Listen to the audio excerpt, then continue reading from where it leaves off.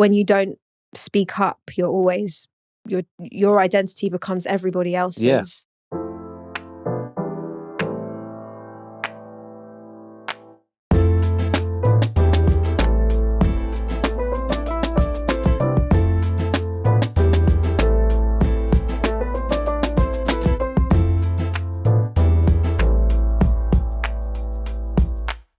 Welcome to Toast and Jams, the show where we like to cheers to creativity and chat to the rhythm of a song from our formative years. And welcome, Ruby Francis. Hello. Good to see you. And you? Thanks for coming in on this very cold winter's day. That's quite all right. Ruby, you're a London-born and based singer, songwriter and producer.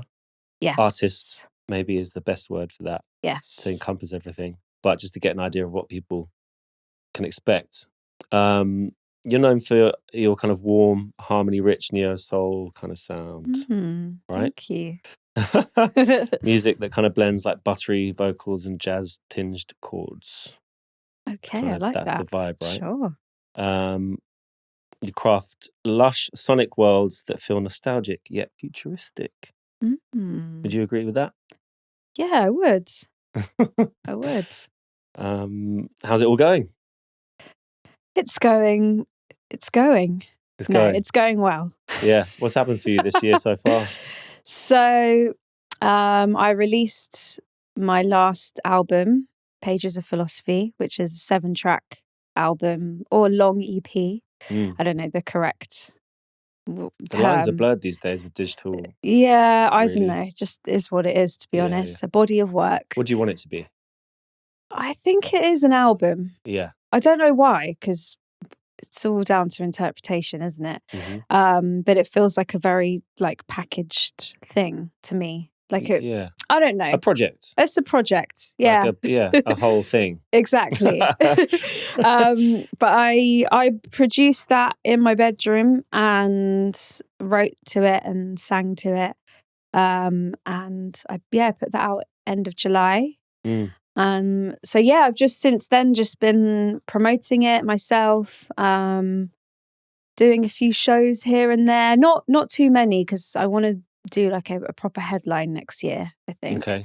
But I did Jazz on Wick Festival, which is a new one in Hackney Wick, which was really fun. How was that? It was great. I played the whole album top to bottom with a band, which was really beautiful. Oh, great. Yeah, it was really, really good. So you really get to showcase it. Yeah. And what was the highlight of that performance for you? As in during the actual performance. I guess the experience of on the day. There's lots of special moments actually. I think just the general excitement of just being up there, and I hadn't actually been on stage playing my music for a while with a band, so that was really refreshing. But there's one song called Flowery Pants in brackets a hug. Yeah. There's a whole backstory behind that. But what's the backstory behind that? Come on, we've got time. I mean, it's somewhat personal. Okay. But I'm trying to think how I can summarize this. So the beat was made before any lyrical concepts were made. Do you find that's how you normally work? Yeah. Music first. It is production first usually. Sometimes I might just get little bits of lyrics here and there that I'll note on my phone, or I might think it'd be really cool to have a concept about this particular thing that I'll make a note of, but usually production is first. So it was basically an ex-partner of mine. Okay. Before we got together, this was years and years ago. I was actually with somebody else, and it was after Carnival, and we were very drunk. It's always after Carnival. Right. It was after Carnival, very drunk. Yeah. For some reason didn't get food at Carnival, and we had to head back to East London. Yeah. I don't know, it was all a bit of a blur. I can totally relate to that mistake. Right. I don't know, it's a terrible mistake. Why would you go to Carnival and not eat? I don't know. I don't know what's going on there. Drink everything else. Exactly. Yeah. So we ended up in Dalston in a Turkish restaurant, and it was open till like 4 a.m. or something. So we were Great. sitting there, like, you know, like table service at 4 a.m., which was great. And it was me, an ex-partner, and a friend, and we were eating. And then my other ex-partner, who I'm referring to, walked past the window at that particular point. Oops. And I was wearing flowery pants. Okay, right. Are you saying, do you mean the American version of pants? Or do you mean underwear? I mean pants, like it's the American Trousers, version. right, okay, cool. Yeah. So earlier that day, I'd put up an Instagram story of me like dancing in these flowery trousers, I should say. I don't know, it just doesn't have as much of a ring to it. And much later when we got together, he retold me this story. And basically, he'd seen me before we'd met each other, and he identified me because I was wearing these flowery pants in the window. Oh, that's sweet. But then, later we then got together, okay, and nice. he told me all this. I was like, oh my gosh. That's really and then sweet. This beat just came out of that. Okay, cool. So that's why I wanted to still honor that story and keep flowery pants in there. Yeah. But then the lyrics came in, and the lyrics are completely unrelated. Okay. That's more about the hug part. But I just really like flowery pants. I think it's fun. a nice reference, and it's and it keeps it quite personal. Yeah, I think it's important, even in work that we share with lots of people, to have little Easter eggs like that. Yeah, that are really personal, even just between two people. For sure. Yeah, that's really cool. And a lot of the project was about that experience of that relationship. So I still wanted to like honor that. Yeah, cool as well. But yeah, lyrically, a hug. It came from me and one of my best friends, Laura Roy, who's an amazing artist, and she wrote a lot of the project with me. And we were in Lanzarote. There's also a song called Lanzarote. And I brought that beat to her, and together we just wrote this song, which kind of the inspiration was I was going through a pretty rough patch, and she could tell I was really overthinking. She kind of grabbed my head and was like, oh, I wish I could just like make it stop for you. She's like, I can tell you're just really friend, in it. True friend. Yeah, exactly. She could really feel that I was just really in my head. So a lot of the lyrics are sort of her giving me advice. It's like, girl, you got to learn to give it up. All the little voices in your head telling you you're not enough. Da, da, da, da. And then it ends with maybe really all you need is a hug. Yeah. Lovely. So, yeah. That's really nice. Yeah. It is very nice. Good writing. I mean, you know, like writing from the heart is always going to translate and communicate. For sure. It's kind of like, I like advice in songs. I think that's quite nice. Yeah, definitely. And mantras and affirmations kind of. Yeah, so, I'm with you on that one. Yeah. I think you can help people that you never knew that you were going to help, or touch people with your words like that. Yeah, you know, for sure. Yeah. Amazing. Yeah. As you know, we like to ask our guests to pick a drink. Yes. What drink have you chosen for us today? I've chosen some peppermint tea. Some warming. Yeah, very warming. Peppermint tea. And why have you chosen peppermint tea? Because this one in particular, you did. Yeah, well, this brand I only had maybe last year. I think my mum actually put it in a stocking for me at Christmas. Oh, right, nice. And it's just really good. Yeah, because it's a bit bougie, you know, and it costs like 4 or 5 quid, which is just a bit extortionate for tea. I mean, depending on how you look at it, but no, I think so. I usually go for the cheap, just whatever. But I really like this because it's very flavoursome, and I like that they have see-through bags. Yeah, so it's a fancy bag. Yeah, so you're kind of just getting what's inside and none of the like papery weird bleached stuff. Weird paper. I don't know about all that. Well, cheers. Yeah, cheers. Good to meet you properly. And you, yeah. And peppermint tea, I guess. What does it mean to you? There was a really interesting time in my teens where this is quite weird and quite niche. Perfect. So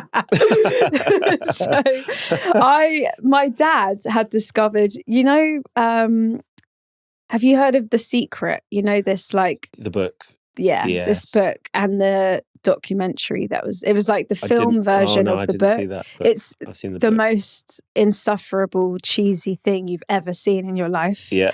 But when I was like 14, I guess my dad was going for a bit of a rough patch, and he found this book, and this, like, not really the book, it was more the film. And I don't know why, maybe that's when it came out, I don't know.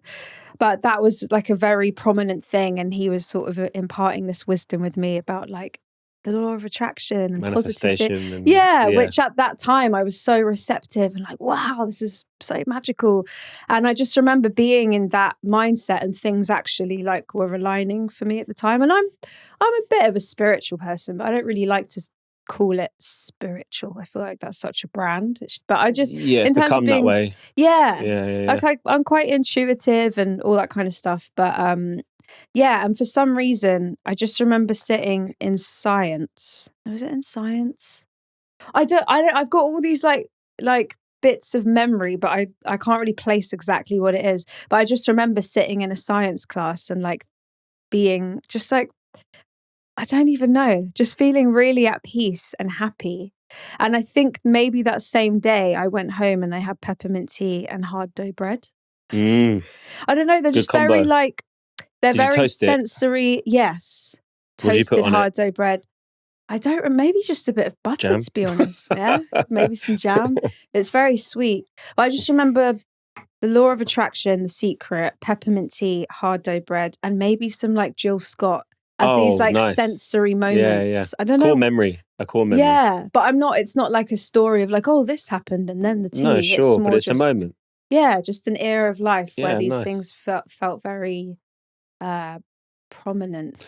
Well, there's a lot to be in said my for like, memory. if you're reaching for mint tea, right? Yeah. Then you're reaching for a moment where you felt safe, right, comfortable, yes, or whatever maybe it might that's be. what I'm getting at. Yeah, Nice. Okay, that's a good connection. I like a it. bit random, but yeah. Oh no, not at all. A personal connection of a moment. I like it a lot, and it's good. I like this one. The posh It's mint. strong. Like you can It actually is strong. get it's starting to get stronger as well. Yeah, The more it's I love it. Steeped, stewed. Yeah, steep stewed. Infused. Yeah. No, I love it. It's great. We also like to ask our guests to pick a tune. It's really hard, but to pick a tune from kind of formative years, teenage years, that influenced them in some way on their creative journey.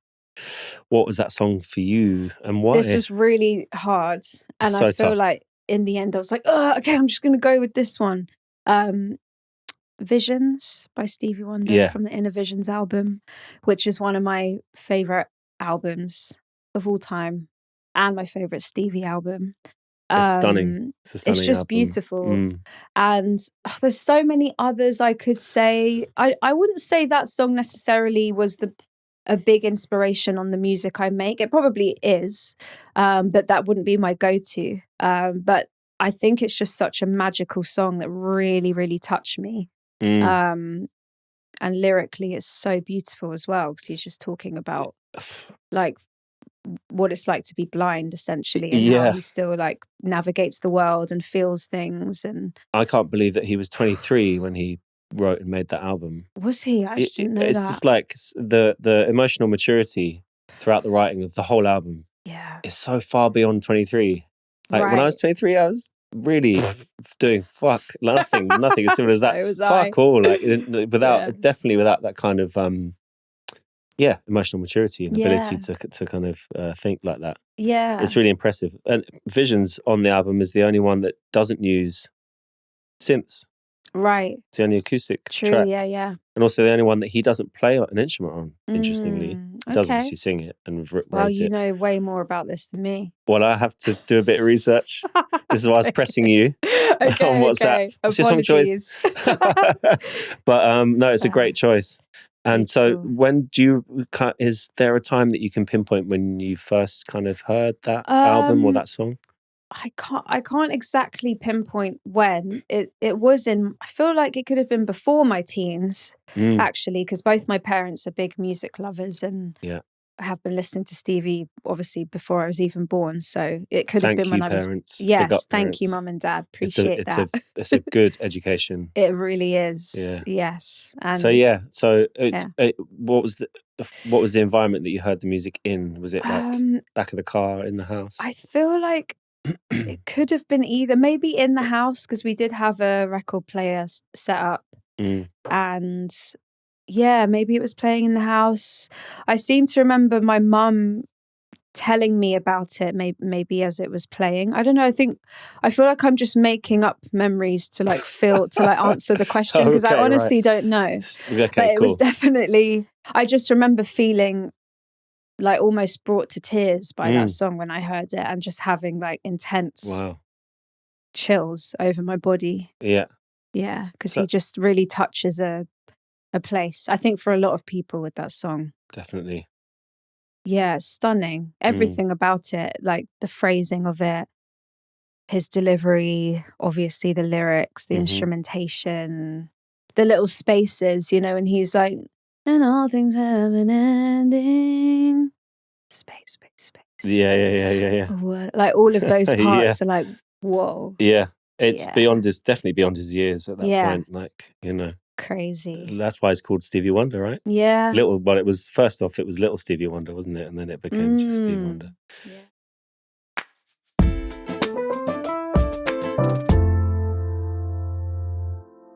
What did life look like for you discovering music at that time? So dad was a big influence, and mum too. Yeah. Well, my dad is a bass player, and when I was super young, he used to be in a few different bands, and before I was born as well. Not so active anymore, but still practices and has his setup in his studio. And my mum, she's always just been a massive music lover and had a big record collection, and also imparted lots of musical wisdom onto me. So yeah, around the house, there's so many different memories of it, really. It could be I just remember music playing at home. And it was in the 90s as well. So I seem to remember like anything from like Crystal Waters to like to like Spice Girls to Erykah Badu, D'Angelo, Stevie, Earth, Wind and Fire. It's just really strong collection. Yeah. And also the importance on collection, because there's not access to everything. Right. It's like, this is what your dad's chosen to buy and spend his money on and listen to, and is what he's into. Yeah. And so you're really getting a curated exposure. Yeah, exactly. Which I actually feel sorry for kids. Probably aren't getting that these days. I'm assuming. I don't know, but I'm assuming. Yeah. Parents don't have record collections or CD collections. They just like choose a tune on Spotify, whatever you want. It's like, where do you even start? Yeah. Yeah. And daunting. then it just, I guess the Spotify algorithm is their parent of like, now you're going to listen to this next. Ouch. Sad. That's horrible, isn't really it? Sad. Yeah, not doing. If I have children, that's a bit, Yeah, I think it's a good way to happen. Be. Yeah.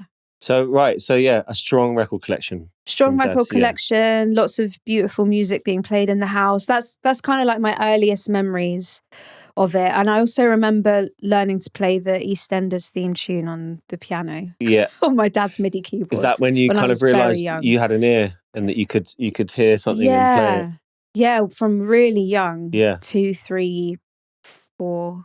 I don't know. I'd have to ask my parents to be exact. Do you remember your dad's response to you doing that? Was there kind of like a... Don't remember. My memory's quite bad. Fair enough. I wish I could be like, have this beautiful, crazy story, but I don't. I maybe more so in my pre-teens, teenage years. That's when things became a bit more like formed. Yeah, well, let's talk about your kind of your beginnings in your teenage years of, I guess, creating music or writing music or playing. Yeah. How did that kind of manifest itself? So I always had a keyboard, like a little one. And in my teens, so all my family chipped in together and got me like a heavy-weighted adult keyboard. Nice. And I got some Good piano present. lessons. Yeah. I had like built-in speakers, little Roland thing. And I got piano lessons, which I just never really understood theory. because I'm not a very academic person. So Mm-hmm. with maths as well, never went in.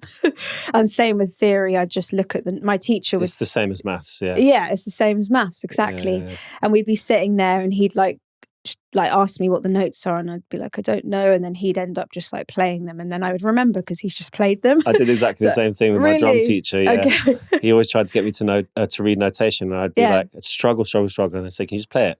He'd play it, and I'd play it, and he'd be like, you bastard. Yeah.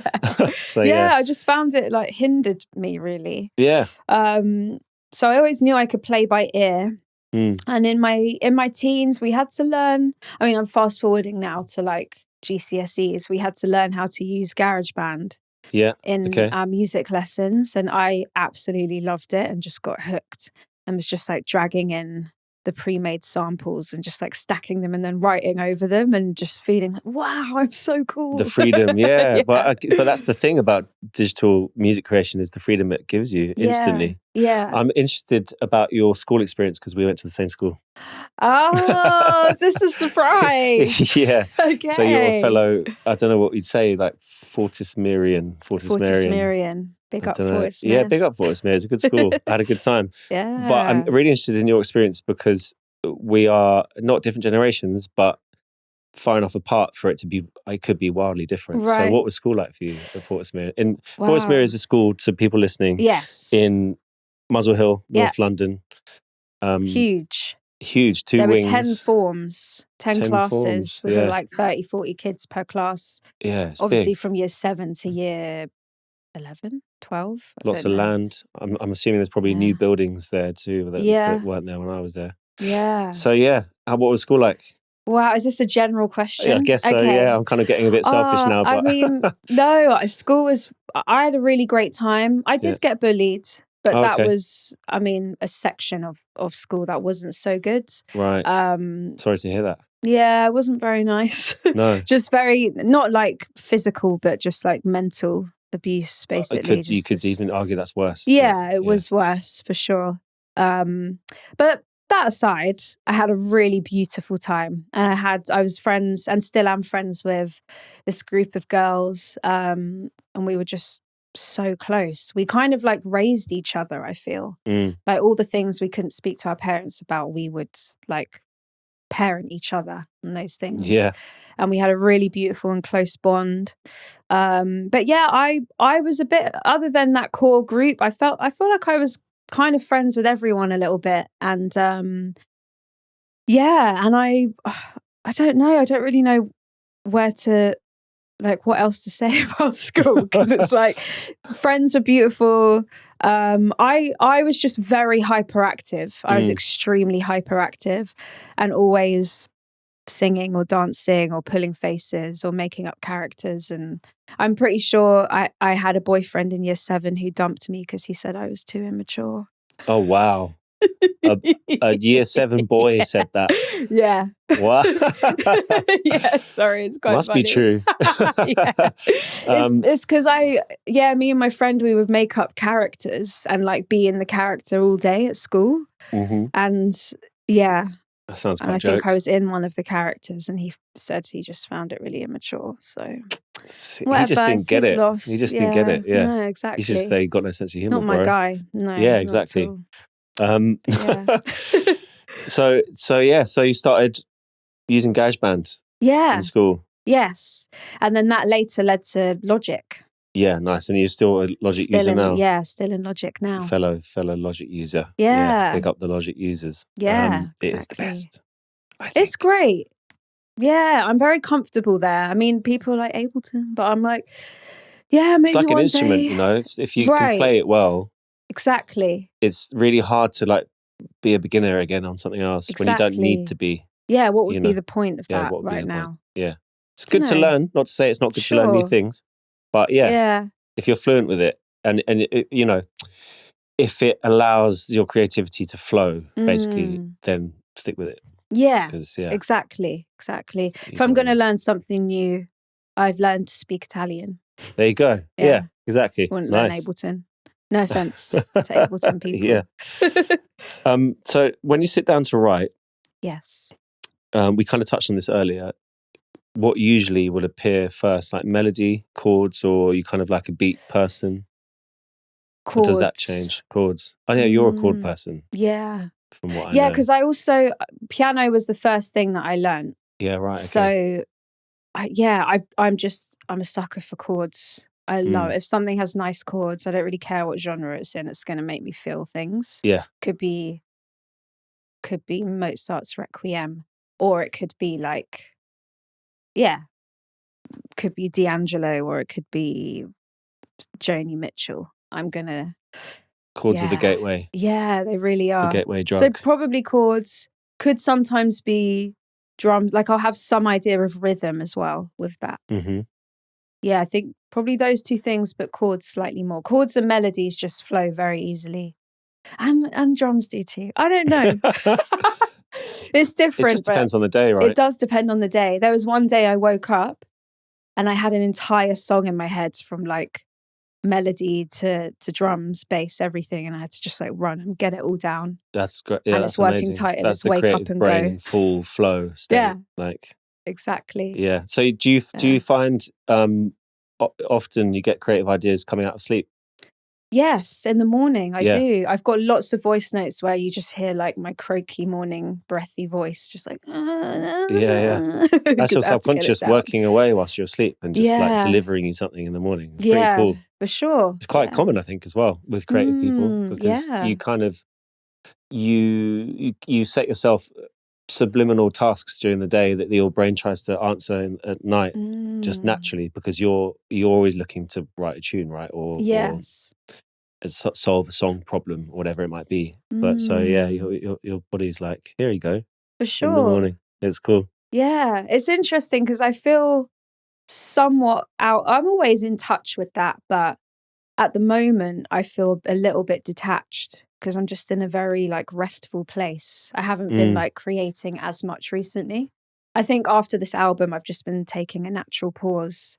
You kind of arrive at a destination, right? If you look at it like a journey, and you've kind of gone across a couple deserts and a mountain, and you got to the cabin, and now you're like, okay, right, sit down. I like that analogy. Like, I'm in my cabin. yeah, fair enough. Yeah, that makes complete sense. Yeah, creative cabin. Yes, for now, for sure.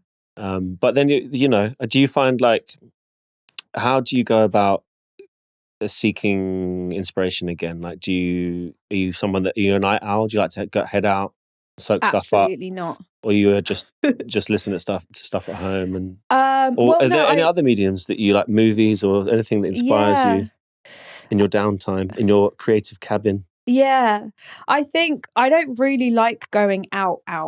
You know, like I do very occasionally. I actually was just at Joe Kay's selection thing recently, which was really beautiful, and it's so nice to just hear music really loud in a room full of loads of people. But I just like an early night. I need to be in bed by 11, 12, like one at a push. And then I like my mornings. Yeah. So but yeah, sometimes being out inspires it. If I do go on a night out, sometimes I just hear like something really greasy and heavy, and I'm like, oh, I want to make a room full of people do that. Yeah, dance music basically. Yeah, dance music. But then but yeah, like let's say when your creative sponge is wrung, how do you soak it up again? I think I need to be a bit bored. Yeah, I think I need to be a bit bored and maybe just get out of my like, what's the word, my box, or my get off your box routine. Get out of my box. Get off my box. Do something a bit different. Get out of my head. Take a walk. Yeah. Very mundane things, actually. Well, no, not I wouldn't say mundane, but just like very neutral, I guess. Like calming. Lots of different. I have so much. I don't have like a one thing or one source where I go to, and that's my thing. Yeah, fair. It could be a conversation. I love conversation. Yeah, which is why I love this. Yeah. I love like the art of conversing.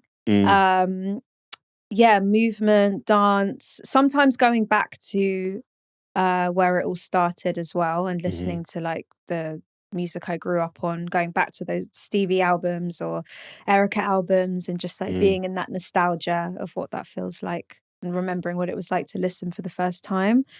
Of course, anything that pulls on my own like personal experiences and my heartstrings. Yeah. Yeah, and just like heartache and love, and I'm quite a romantic person as well. So I really love romance, and I can get very lost in that.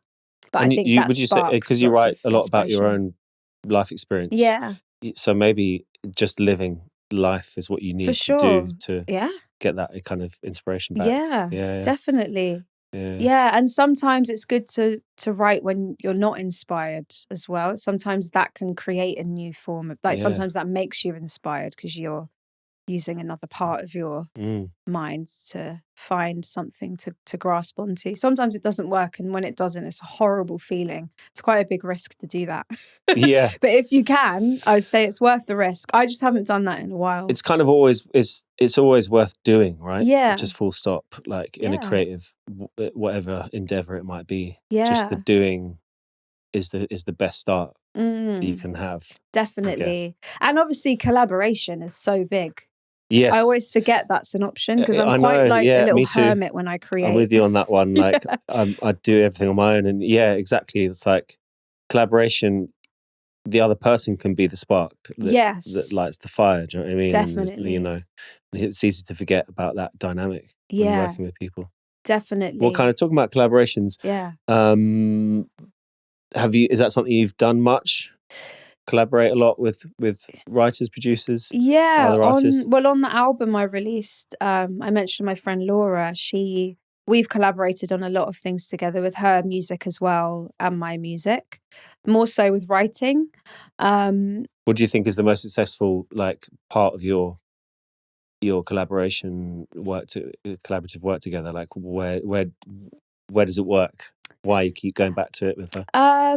Yeah, because there's not many people I collaborate with. I'm quite selective and have my few people. So like Laura, I feel she's also my best friend. So we've gone through so many things together and talked about loads, cried loads, laughed loads, had lots of beautiful experiences so like together. Trust, like a high level of trust. For sure. And she's very also intuitive, and she really like sees me from a lens that I don't always see myself. So I think I trust her with that. Yeah, nice. And I've said this before, she's sort of like a translator. So sometimes I can be like, oh, I feel like you're throwing stuff at her. Yeah, and just like I have a feeling in my tummy, and it's a bit like if I had to give it a color, it'd be like this. But I kind of want to talk about like Jamaica and like I don't know, like peppermint tea, and she'll be like, I got it. You're trying to say da da da da. Oh, cool. Like she's quite like. Obviously, I'm exaggerating the no, but I like it. But she's quite like that. She's very just puts things in a really beautiful way. You're chucking it into the air and she's pulling it all down. Yeah, she's really good at that. And sometimes it's as simple as like, she might be like, so you're trying to say I don't know, I'm lonely and sad. And somehow that line is like, it's so basic. I'm like, yeah, that's all I'm trying to say. And it just works. And she also gives me... so basically you're really tired. Yeah, I guess I'm just tired. Yeah. But I don't know, the way that she does, she's just very skilled and intuitive like that. That's cool, man. Yeah, it really comes from like the heart and not the head, I feel, with her. I can get a good understanding of the balance that you two offer each other. Yeah. In that respect. For sure. Yeah. And then I've done loads of like harmony arrangements on some of her things as well. I love arranging harmonies. Oh, it's so fun. It's really great. great. It's fun, yeah. Yeah. It's one of life's little pleasures when it comes to recording vocals or, top lines. Yeah. Harmonies. When do we get to do that?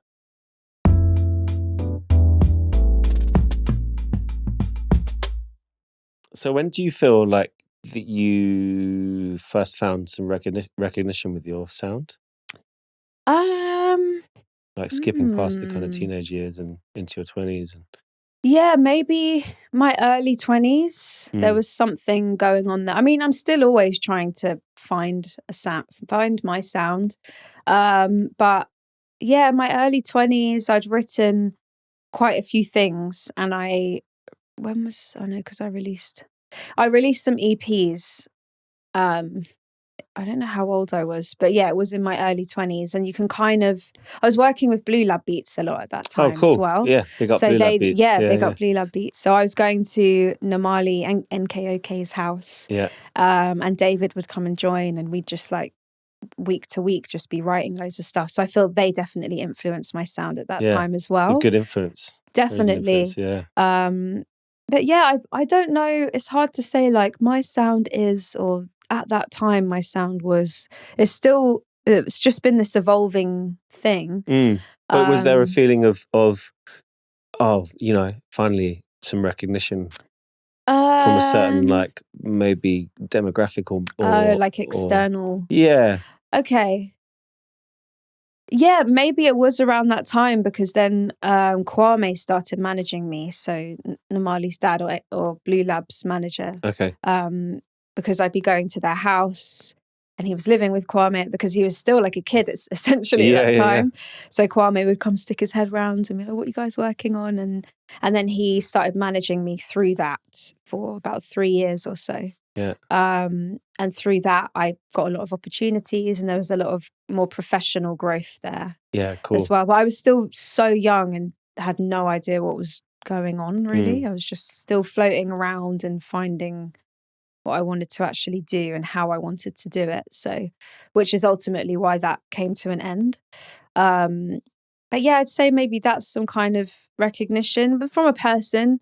But I actually think now is the first time I'm feeling a bit more of a bigger recognition. Okay. Just through feedback and streams and messages that I've received from people, really beautiful things. It's very weird because I'm quite detached. I'm like, great, I'm happy for you if that's how it's made you feel. Yeah, but I don't feel like I can take, and not in a patronising way or anything. Not it's at just, all. but that's just how it is, right? You know? Yeah, because I didn't really when I'm writing, I don't have an intention of making other people necessarily feel. So maybe sometimes of some things, but with this album I wrote, it was quite a selfish, self-indulged. Well, no, I mean, it's my all you can be is be me. honest, right? Yeah. And then through your honesty, hope that someone else can relate. Yeah. Yeah. That's all you can be. It's not selfish. Exactly. Never say it's selfish. But in fact, also, it's the opposite. Yeah. You're sharing your very personal, intimate parts of your life through music. So it's definitely not selfish. Right. Yeah, like I'm not a pop writer where I'm trying to write for the masses, for people to understand me. I'm just trying to understand life myself in real time as it's happening. So that's what my process of music is making something out of nothing, or throwing paint at a wall and just like seeing what sticks and be like, oh, that made me feel something. Or like when I go to like a minor third, now we're in a different, this feels like something's going on here. And I'll just keep it going and release that. And I'm like, if that makes you feel something, might not be the same as me, but that's great, that's cool. Maybe I have done a little job. Yeah, no, for sure. It's such a funny, like, made up job. Isn't every job made up? Yeah, everything is made up. Some are more silly than others. That's for sure. But it's like you can't actually grasp music, really. No, it's like not in your hands. But it just makes us feel so much. It's so weird. It's magic. It is magic. It's one of the most magical art forms, I think. Yeah. For that reason that, visual art is in the world. It's a painting is in front of you. Yes. Music is around you. Yes. And through you. It's mad.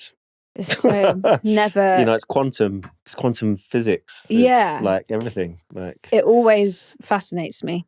Yeah. I want to talk about visuals for a second, about your with your kind of online presence and your videos and stuff. Your visuals match your sound, I would say, beautifully, really. They've really worked together. How do you think about color and texture and atmosphere when you're creating visuals to music? Is there a process, or is it just kind of a natural feeling?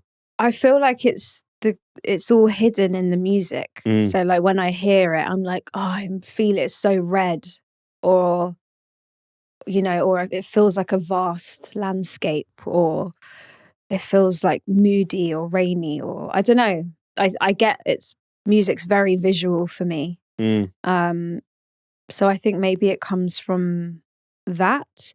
But then also the reality of like, I'm an independent artist, I don't have lots of money. So like, how close can I get to that, but using the tools that I have? Yeah. With the project, the album, I was really inspired by all of like Solange's work and visuals, and I really loved this like minimalism. I think because I have so much going on in my head at all times. Yeah. And I'm quite hyperactive and quite like switched on. But yeah, her work is very unshouty. It's like, here I am. It's very much just that. You know? And I like this calming, minimal vibe.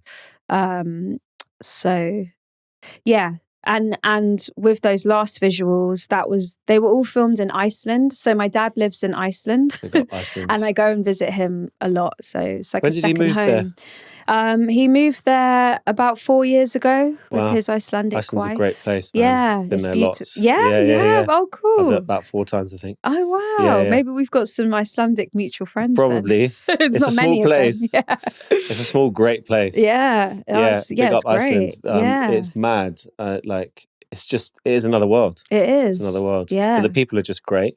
Beautiful I love the people. I really love the people there. And so creative and just Airways Festival. Yeah. It's on like now, isn't it? Is it? Yeah, it's around now, November. Yeah, you're right. Yeah. But yeah, all the visuals were filmed there. Wow, what a great place to do that. Yeah. Nice excuse as well to go out there. Exactly. It was great. And I had a really nice team of people. My good friend Atlee out there, he runs events as well. And he's very just all-round creative person. And he kind of produced the whole thing and hooked up everyone for me. And I got together a really nice team, and we filmed all of the visuals. So one for every song. There's 7 songs in a day.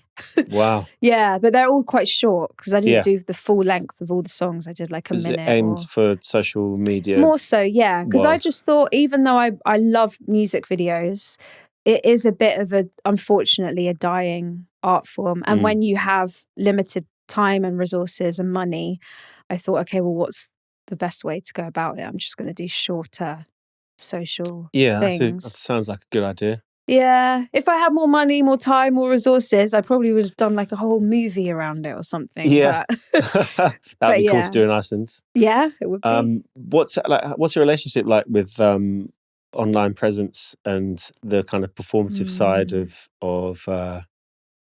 presenting as an artist and a content creator these days? Do you buy into it? Do you partake? Does it put you off? You're allergic to it? Yes, to all of those things. Yeah, right. I've kind of accepted that it's just a part of what I have to do now. Yeah.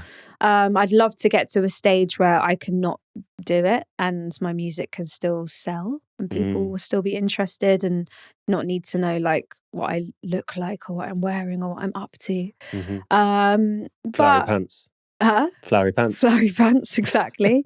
But yeah, it's a bit of a love-hate relationship. I used to be quite like, oh, I don't get it. What's the point? It's so fake. But okay, well, what's the point of just being this complaining mindset? Yeah, and just constantly complaining about it. But I've tried to cultivate a healthy relationship with it, which is still very hard because I go on there, I do a post, then I'll go and check a million times on how many things likes it has, and then I'll just know that I'm doing that, but I'm doing the thing I shouldn't be doing. Then I'll start scrolling and finding things really funny because I do love funny reels. They're great. Well, the thing is, there is stuff that is either funny or interesting on social media. That stuff exists, but I just thought of something. Yeah. It would be really great if they could separate it into like artist Instagram and consumer Instagram, because I feel like the two, that's where my weakness is with it. They're just too blurred. So then I'll start going on to other stuff. I agree, yeah. Whereas instead, like on Spotify, when you have like artist Spotify versus customer Spotify. Totally. Yeah, they should have that. I mean, that'd be cool. They kind of do. They do with Meta, right? The Meta back. The business one. You back can end or whatever you want to call it. Yeah. But I don't use that. I've never really used that. But But I don't. The comparing, because I know lots of people suffer with like comparing themselves, which I do. I have done. It's really hard not to. It is hard not to, and it never happens. I don't feel it when I'm on the app. It's usually like it kind of gets stored subconsciously, and then when I'm getting ready, I'm like, oh, I don't like what I'm wearing. I should be look more like this, or I'll get really grumpy about my outfit and start. And then I'm like, it's only because my brain's told me I should be looking this way because I've clearly seen something that people find cool. And I don't know, but actually, why can't I just wear what I want to wear? Yeah, that's just one example. Yeah. And then there's also the thing of like, I don't want to throw any shade at anyone. Everyone's entitled to do what they want. No, but please throw shade, okay? But sometimes I'm just seeing people on there that are like, they've got loads of followers and loads of likes and they're getting loads of love. And I listen to the music and I'm just a bit like, what? Yeah. Okay. That's been happening for a long time. Yeah, it has. Even off social media. Do you know what I mean? Very mediocre. Yeah, mid. Sometimes bad, but I think the majority is very, very mid. Mm-hmm. And I'm just like, and then I'm just there like with all my nerdy chords at my mum's house, like at 32, like what's going on? It's quite funny, really, but but yeah. So sometimes that just is a bit sad and annoying, but I try not to make it about them. And I'm like, it's everyone's just in their own lane, and you don't actually know the reality of anything going on.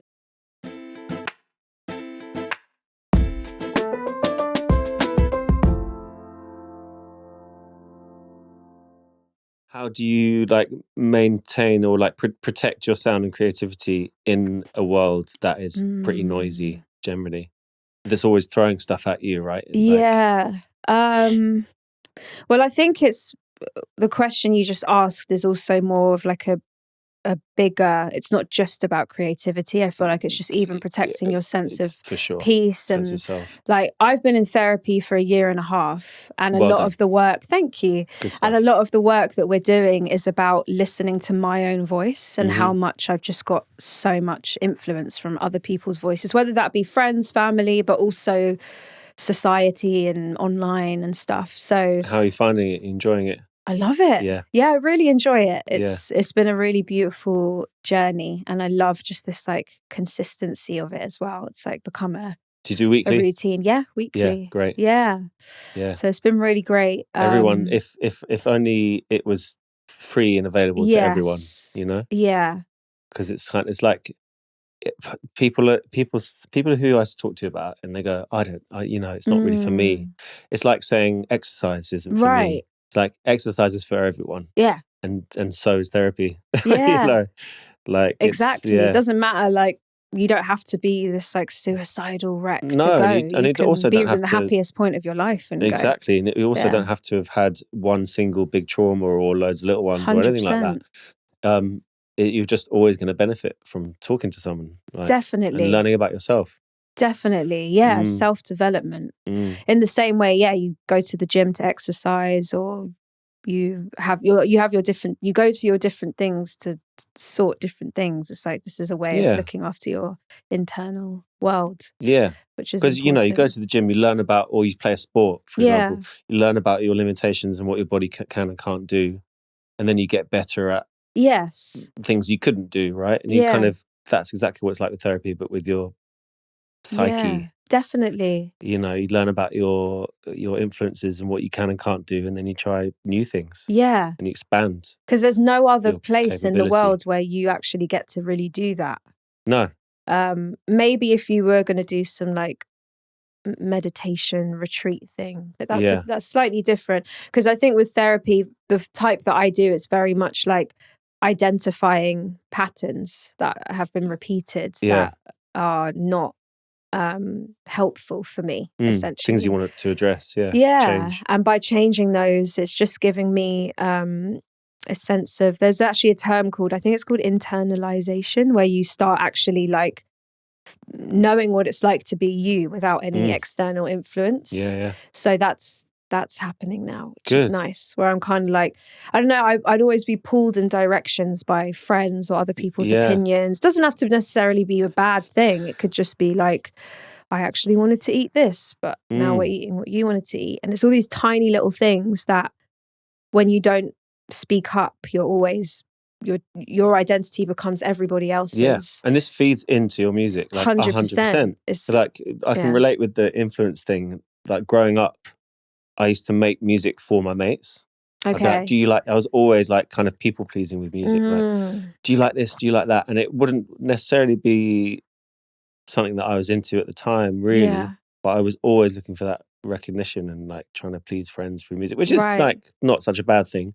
But learning, you know, as you learn about yourself, you start to become more honest with yourself, and so does your music, right? Definitely. Do you find that it's feeding into that? Yeah. Yeah, it is. Yeah. And it's just making me feel like I need less validation. I almost don't want people to like my music. There you go. I'm like, if they like it, then I'm not doing the right thing. The piece you're finding. Like, the validation thing is 100%. You're no longer seeking that. Yeah. And it's just for you. And that's what art should be. Yeah. And that's what good art should be. Yeah. And it's taken a lot, because even certain friendships have been a bit rocky because I've just decided to come inwards a bit more. Yeah, that happens too, doesn't it? Yeah, because it just goes to show that there was a version of you that works for them. Mm-hmm. And then when you come back into yourself, then you're like rocking their reality of You've just been doing it a year. The therapy, a year and a half. That sounds like you're doing all right. Yeah, I am. Thank you. Yeah. And I'm forever psychology is a massive interest to me as well. And I think that's why in my music I talk a lot about like mental health related stuff. Yeah. And you DJ too. I DJ too. It's a big psychology game. You're in a room trying to get everyone to join in with music together. It's a big psychology game. Like, you're reading the crowd and all that stuff. So, it's you're multitasking a lot as well. Yes. Yeah, that's quite like telling people to piss off with requests. Exactly. Whilst in the mix, whilst spotting someone stop dancing, and then like, what? No, you know. That's why I love radio, because then you just have to just play what I want to play. Do you have quite a radio selfish show when it comes to that. I wouldn't say it's like my show, but sometimes I play on the Boat Pod. Oh, cool. Which I've is seen great. that. Yeah. So I've done 4 shows on there. Is that fun? It's really fun, yeah. And Sophie, the captain who runs it, she's wicked as well. But shout out to the Boat Pod, because it's just really fun. It's Where can people hear it? On their website, I think it's just boatpod.com. Okay, and on great. YouTube, they upload everything, all the episodes. So yeah, I've got a few on there, and I'll probably do another one in December. I want to do a Christmas one. I love Christmas music. I love Christmas. I can't say I love Christmas music. Really? But if it's old, yes. If it's a confirmed Christmas tune, I don't like new Christmas stuff. I don't really know any new Christmas like the kind music. Of, ballady. Right. So on my show, I want to play like Ella Fitzgerald's Christmas album. Exactly. Yeah, great. Oh, yeah. I want to play Take Six's Christmas album, like the religious one and the non-religious one. I don't know. Take Six. No. Oh my gosh, Alex. No, you would love them. They're a 6-piece,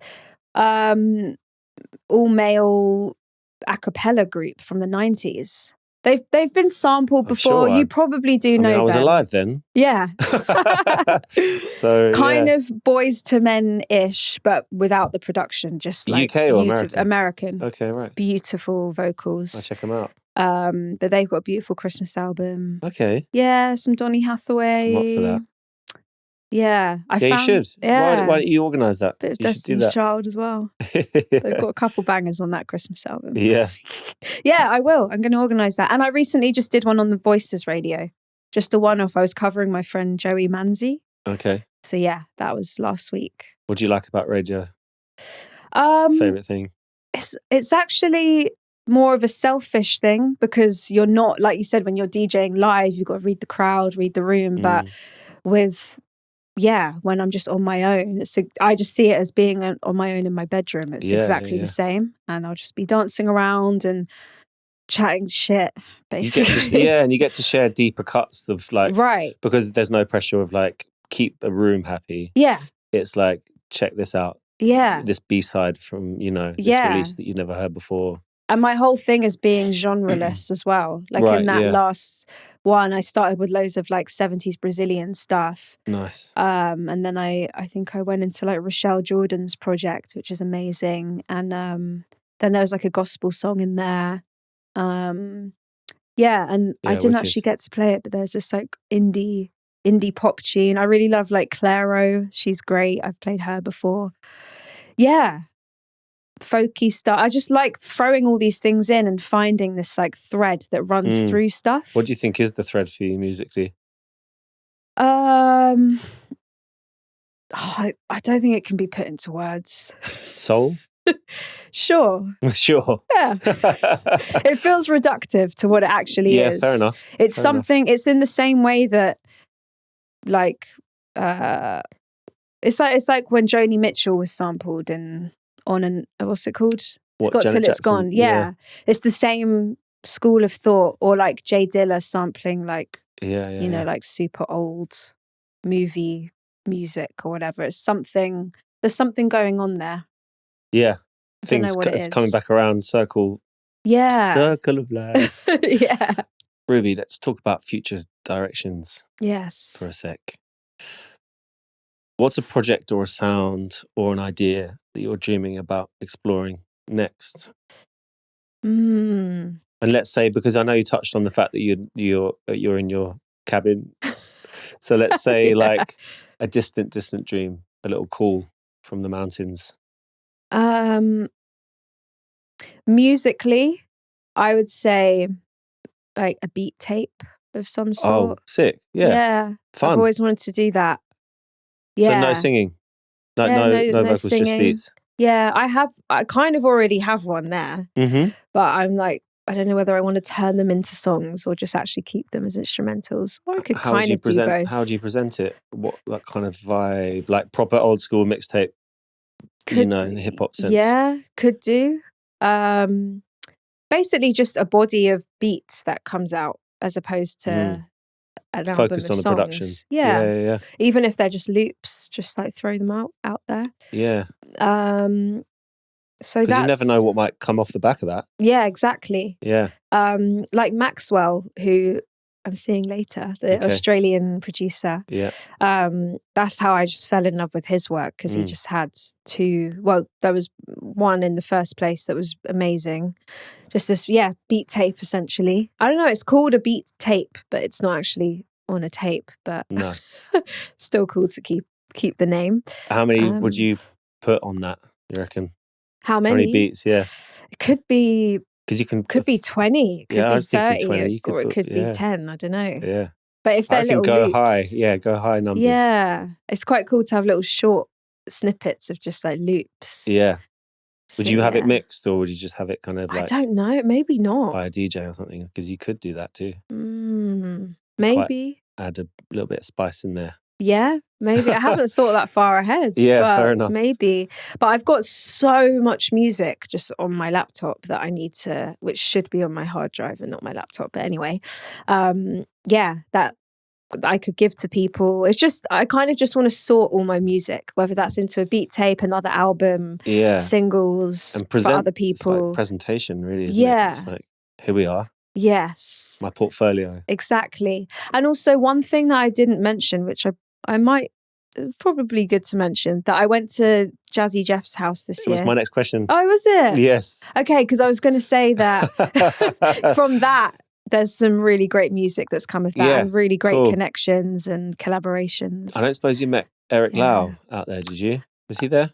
I feel really bad if I did. Often does like sound for him. No. For Jeff? I don't think so. Right. Or if he was, I don't think I met him. Jeff. So how was that? Yeah. Because that's like an amazing opportunity. Yeah. How did that come about? I got invited by Jeff. Sick. Yeah, on Instagram. But like on Instagram? Yeah. So did he tell you, did he just like find you, listen to some stuff? Yeah, on Jay Dilla's birthday, I put out a video of me making a Jay Dilla style beat. Okay. But I because I put it out on his birthday, it was like a trending topic. Nicely done. And did you mean that to happen in that way, or was it just not honest? Like, I mean, it was just quite rational. It wasn't like a social media move. It was more just like, oh, it's his birthday. If I'm going to put this video out, then it should be today. Yeah, cool. Yeah. And I'd made this beat and I thought it was really cool. So I put it up there, and then I got a message from Jeff. Wow. I don't know how many days later. What did he say? Like, I can't. He followed me and commented on it and said something like, "Oh, this is really great." Sick. And then when I started releasing singles, I would just like forward them to him and like, "This is great," and he'd comment on stuff. Then he was like, "Make sure September's free." It's like, okay. Okay, nice. I didn't really know much about these retreats until I spoke to a friend who filled me in on it. And then I just got invited. He's been doing them for years, as far as I know. Yeah, I think about 7-ish years. Yeah. So what was it like? It was incredible. Yeah. It was a whirlwind. Yeah. So it was only 3 days. Where were you staying and stuff? Where were you sleeping? And were you sleeping at all? Like, not really. Yeah. So we stayed on the grounds of his house in RVs. Wow. Yeah, I bet they were nice. Were they nice? They were right. Okay.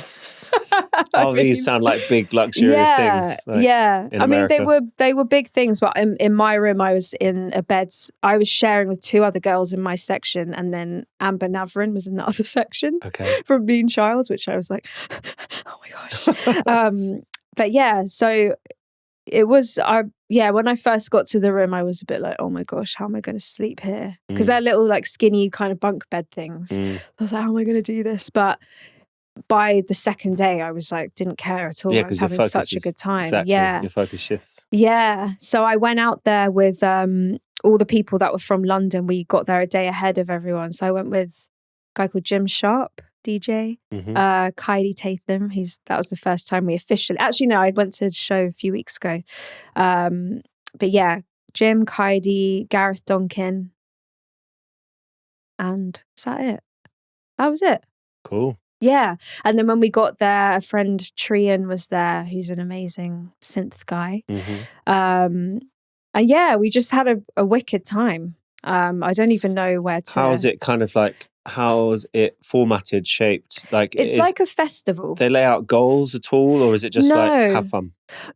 So you get given these lanyards and they have like, you can get ticks for stuff. So there's a little fitness section where if you attend all the fitness classes, because they do fitness in the morning, then you at the end you go and you get it ticked off, and then that in the end equals like a gift. Nice. And same with the panel talks. So they had panel talks every day.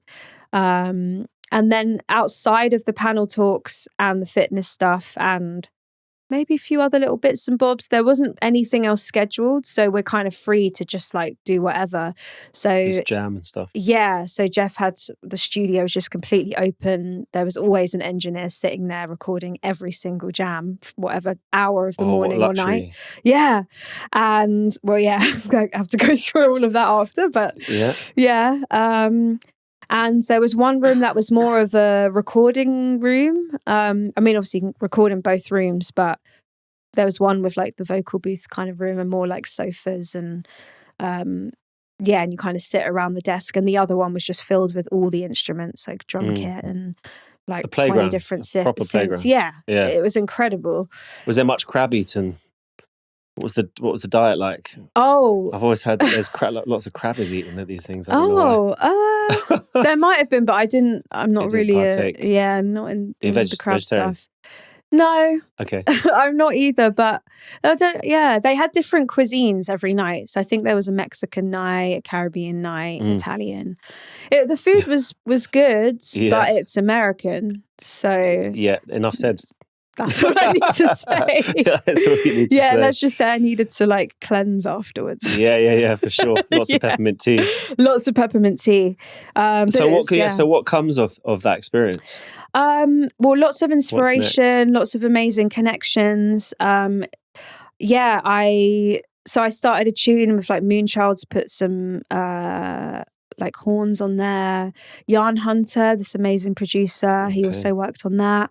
We didn't actually write so much. It was more just like a networking. It's called a retreat, and how Jeff describes it is it's like we're always making music for other people, so let's like switch it the other way, and you're here to have fun for yourself and make music for yourselves and each other in a community that's been hand selected. That's really cool. So it was really beautiful. And there's no pressure for a product or result, which is really, really great. Really great. Really healthy. Exactly. So it's just kind of like the grounds for yeah, exactly.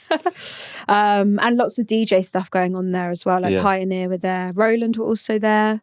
And they showed us the new drum machine that's come. It's like their first analog drum machine in 40 years or something. Is it good? Really cool. Yeah. What does it do? What doesn't it do? It does everything. Yeah. It's got everything on it. It would take like a whole year of learning how to use it, but it's really cool. Well, I hope you're getting one. I'm working on it. We'll see. Maybe mention their name again to camera. Yes, and then Roland. Yeah. Sort her out, please. Machine. Yeah. Ruby, it's been so good to chat to you. Thanks so much for coming in today. Thank you. Thanks for having me. And I wish you all the best with future music and everything else. Thank you. And therapy too. Thank you. Done. Nice one. All right. Cheers. Thanks for tuning in to Toast and Jams. Don't forget to like and subscribe. And if you want to hear the guest song choice, click the link in the description. See you next time.